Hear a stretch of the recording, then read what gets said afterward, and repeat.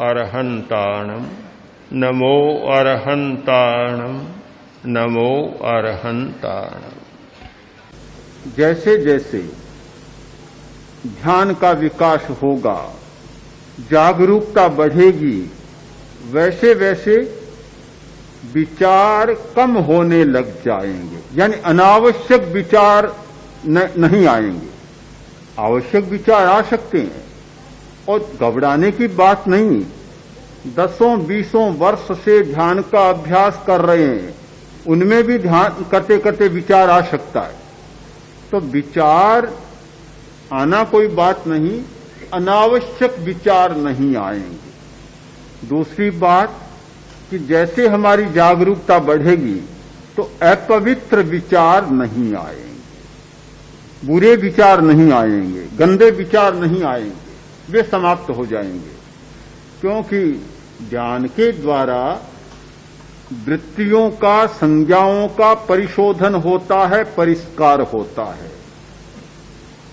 बुरे विचार आना हमारी बुरी भावनाओं, बुरी वृत्तियों और बुरी संज्ञाओं के कारण है। जब उनका परिष्कार होता है तो विचार कहां से आएंगे?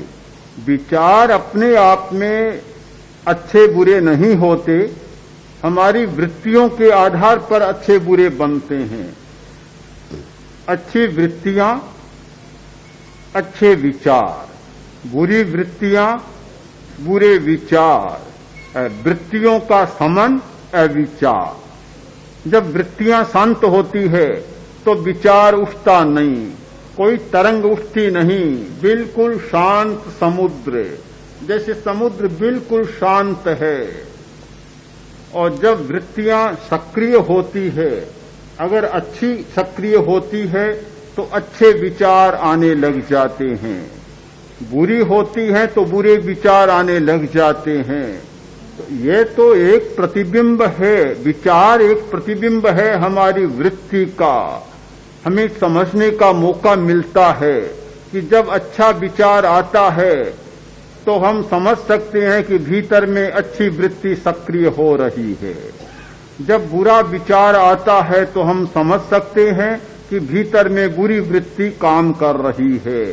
वृत्तियों को देख नहीं सकते, हमें पता नहीं चलता, किंतु विचार के आधार पर वृत्ति का हम निर्णय कर सकते हैं कि कौन सी वृत्ति इस समय अपना काम कर रही है, कौन सा कर्म अपना काम कर रहा है।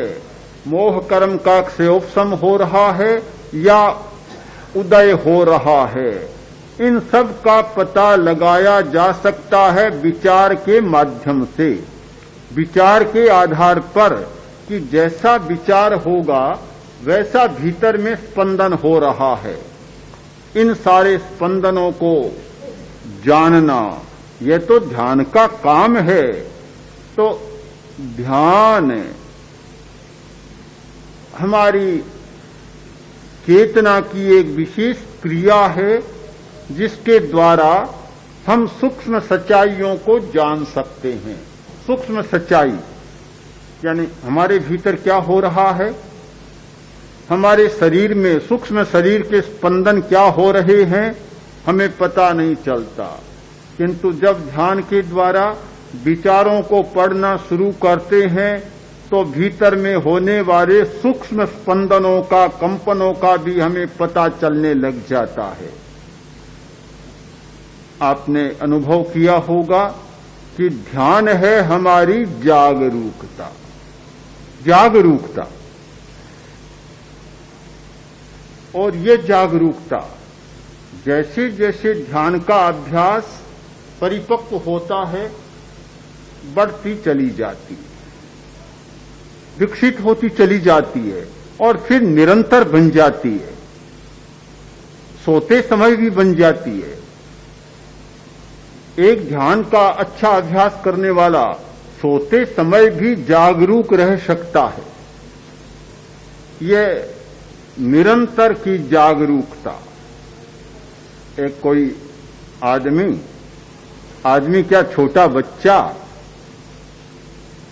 पहले जन्म में कोई योगी रहा था, साधना की थी, किंतु साधना के बीच में ही मर गया, नया जन्म लिया, छोटा बच्चा था, संस्कार लेकर आया था, संस्कार तो था ही, तो जन्म से ही योगी जैसा व्यवहार करने लगा।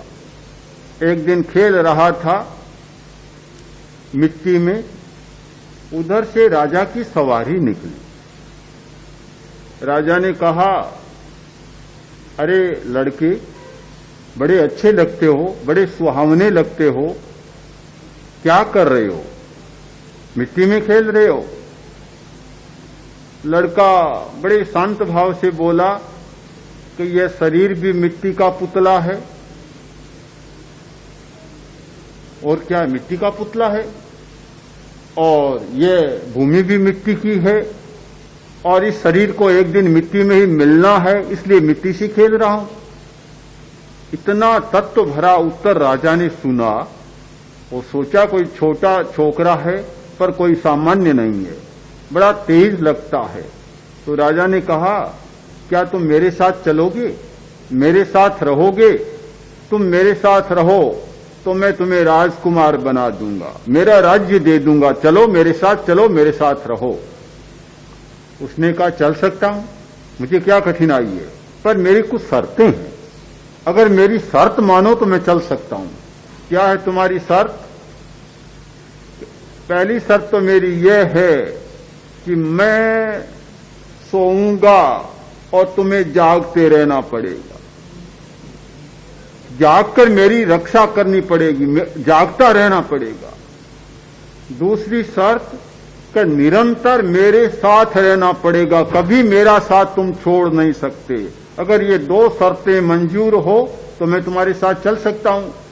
राजा ने कहा, यह तो कैसे संभव हो सकता है कि तुम तो सो और मैं जागता रहूं, पहरेदार तो नहीं हूं मैं, और भला कैसे रोज जाग सकता हूं, इतना संभव नहीं है। दूसरी शर्त कि निरंतर मेरे साथ रहो, यह भी संभव नहीं। तो वह बोला कि यह संभव नहीं तो मेरा तुम्हारे पास रहना भी संभव नहीं है। क्यों संभव नहीं है? कि मेरा प्रभु, मैं सोता हूं तब भी जागता रहता, निरंतर जागता रहता, मेरी रुखवाली करता, रक्षा करता है, और वह निरंतर मेरे साथ रहता, कभी मेरा साथ नहीं छोड़ता। तो ऐसे मालिक को छोड़कर तुम्हारे साथ मैं क्यों जाऊंगा फिर? जिसमें जागृति आ जाती, जिसकी चेतना जाग जाती है, वह फिर कभी साथ नहीं छोड़ती, सोते समय भी जागती रहती है, सोते समय भी साथ नहीं छोड़ती।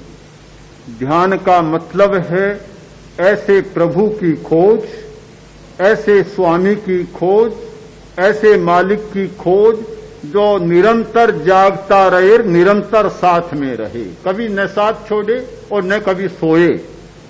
अगर वह भी सो जाए तो मुश्किल हो जाएगी, फिर तो होगा ही क्या। आपने ठीक समझा होगा, फिर से समझ लें कि विचार आने से घबराए नहीं, ध्यान को न छोड़ें। कभी विचार आ रहा है तो क्यों ध्यान करें? ध्यान को नहीं छोड़ना है, विचार से नहीं घबराना है, विचार को एक विकास के रूप में स्वीकारना है कि विचार तो हमारी चेतना का एक विकास का क्रम है जो हमें मनुष्य होने के नाते मिला है।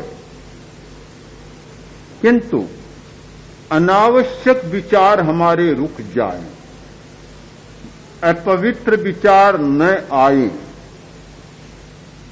ये परिवर्तन बहुत जरूरी है, और ये अपने आप ध्यान की क्रिया से हो जाता है। हमारे भीतर दो प्रणालियां काम कर रही हैं, एक रासायनिक प्रणाली, रासायनिक नियंत्रण की प्रणाली, और दूसरी है विद्युत नियंत्रण की प्रणाली।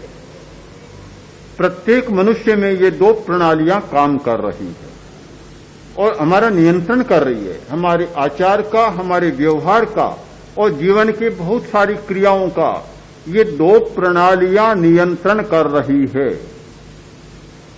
अगर रासायनिक प्रणाली को ठीक समझ लिया जाए तो जीवन का बहुत सारा क्रम बदल जाता है। रासायनिक प्रणाली में हमारी अंतःस्रावी ग्रंथियां काम कर रही है। जो अंतःस्रावी ग्रंथियां हैं, उनके जो स्राव होते हैं और वे स्राव रक्त में मिलते हैं और हमारे आचरण और व्यवहार को प्रभावित करते हैं। एक आदमी गुस्सा करता है, क्यों करता है? आप सूक्ष्म कारणों को छोड़ दें, कर्म शरीर की क्रियाओं को न जान सके तो न जाने, उन्हें छोड़ दें, किंतु इस स्थूल शरीर में उसका कारण खोजें तो आपको पता चलेगा कि अंतःस्रावी ग्रंथि ने ऐसा कोई स्राव छोड़ा है, वह खून में मिला है और गुस्सा आया है। ध्यान के द्वारा उन अंतःस्रावी ग्रंथियों के स्राव को बदला जा सकता है, और जब वह बदलता है तो आदत अपने आप बदल जाती है। फिर वह चाहे गुस्सा करने की आदत हो, चाहे नशा करने की आदत हो, चाहे झूठ बोलने की आदत हो, चाहे काम वासना की आदत हो और चाहे डरने की आदत हो, कोई भी आदत हो, आदत बदल जाती है। जब हमारे रसायन बदलते हैं तो आदत बदल जाती है।